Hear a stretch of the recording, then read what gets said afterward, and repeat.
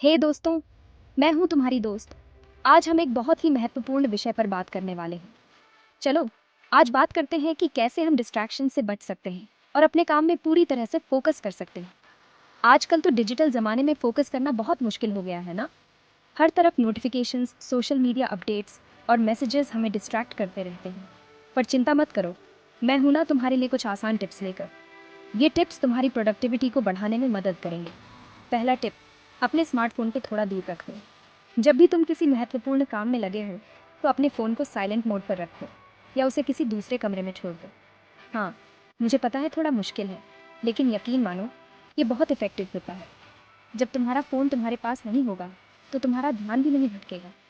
जब पढ़ाई या काम कर रहे हो, फ़ोन को साइलेंट मोड पर या बिल्कुल दूर ही रख दो। इससे तुम्हारा ध्यान पूरी तरह से काम पर रहेगा।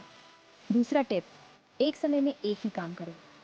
मल्टीटास्किंग भले ही कूल लगे, लेकिन इससे तुम्हारी एफिशिएंसी कम हो जाती है।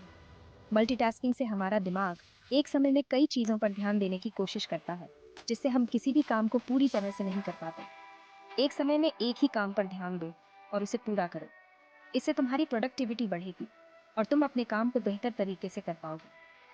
तीसरा टिप, अपनी टू डू लिस्ट बना लो। दिन की शुरुआत में भी सोच लो कि आज क्या क्या करना है। टू डू लिस्ट बनाने से तुम्हें अपने दिन का एक क्लियर आइडिया मिलेगा और तुम अपने काम को प्रायोरिटी के हिसाब से कर पाओगे। इससे तुम्हें साफ आइडिया रहेगा और तुम प्रायोरिटी के हिसाब से काम कर पाओगे। टू डू लिस्ट बनाने से तुम्हारा समय भी बचेगा और तुम अपने काम को ऑर्गेनाइज तरीके से कर पाओगे। चौथा टिप, ब्रेक्स लेना बिल्कुल मत भूलना। लगातार काम या पढ़ाई से दिमाग थक जाता है। लगातार काम करने से हमारा दिमाग और शरीर दोनों थक जाते हैं, जिससे हमारी प्रोडक्टिविटी कम हो जाती है। बीच बीच में छोटे छोटे ब्रेक्स लो और थोड़ा रिलैक्स करो।